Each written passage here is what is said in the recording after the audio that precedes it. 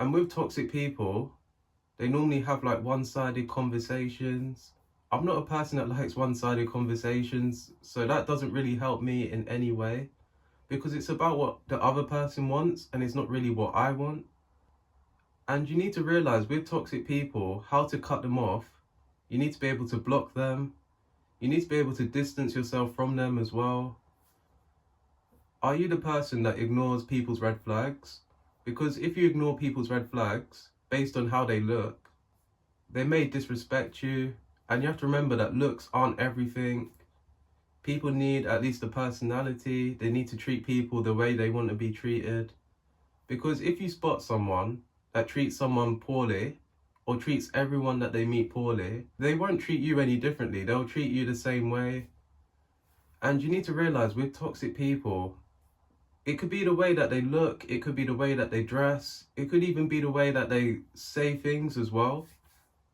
Because with toxic people, they don't really care about how the other person is feeling or how the other person may cope with things.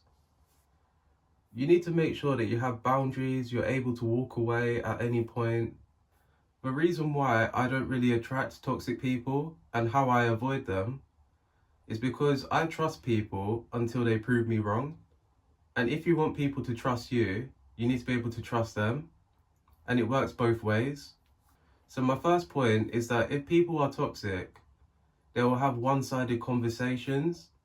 They do things that they want, but they don't do things that you want. That's really toxic because they're not really caring about your feelings. They're not caring about how you cope about things. And if they disrespect you as well, they don't really care about you or what you have to say. With toxic people, they can pretend to like you just to get closer to your friend. I don't want to be the one to tell you this, but I have to be real on this channel.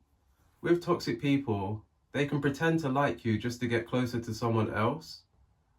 And if you act a certain way just to attract them, they can take advantage of you. So when it comes to cutting out toxic people, you should be able to distance yourself.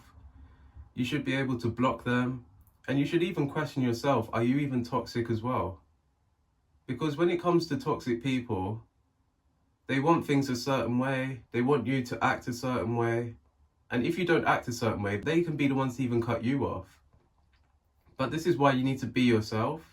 Because if you can be yourself and you be yourself like all the time, then you avoid toxic people altogether.